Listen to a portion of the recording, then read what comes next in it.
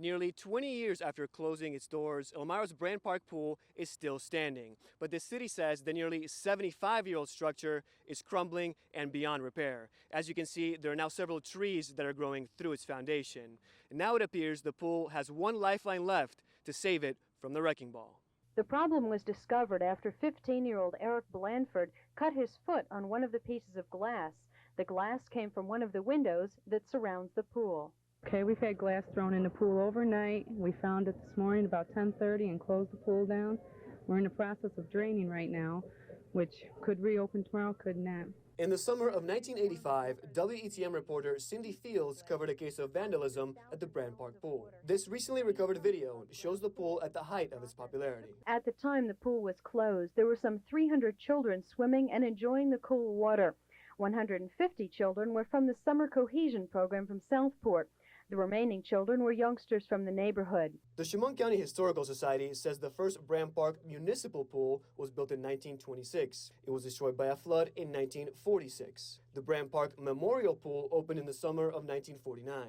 It was built as a memorial in honor of Elmira's men and women lost in World War II. Both pools were designed by Wesley Bintz. The Michigan-based engineer built more than 100 above-ground egg-shaped pools around the country. The Wesley Bintz Swimming Pool Network says Brand Park Pool is among only 17 left standing today. In 1996, a study found the pool had serious structural issues and was not handicap accessible. It closed in 2005 and never reopened. There's an overwhelming, desire to see the pool opened again. 10 years later, residents launched a Facebook campaign to raise money for the pool, but enthusiasm eventually subsided. At the time, the city estimated the cost to fix and reopen the pool would be between $3 to $4 million. The Southside Rising project proposed turning the pool into a memorial garden at a cost of about $700,000, but funding dried up and the project was scrapped. Last July, testing for asbestos came back negative. Mayor Mandell told 18 News the city is now just waiting for final approval from New York State before tearing it down. Now we think we got a date. It's not settled yet, but March or April.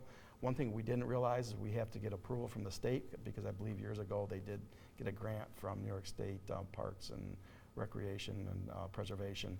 So we're just waiting for that final approval, and then when the weather breaks, it'll be coming down.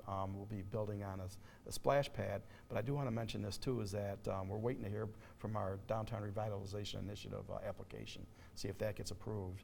If it does, it's going to change exactly what our plans are going to be. Still be a splash pad, but maybe something more grander. The state says it awarded the city a $10,000 Preserve New York grant back in 2010. The grant was to cover the cost of a, quote, historic structure report for the pool. We asked the city for more information on the grant and that report, but we did not hear back before air. In Elmira, I'm Nick Dubina, 18 News.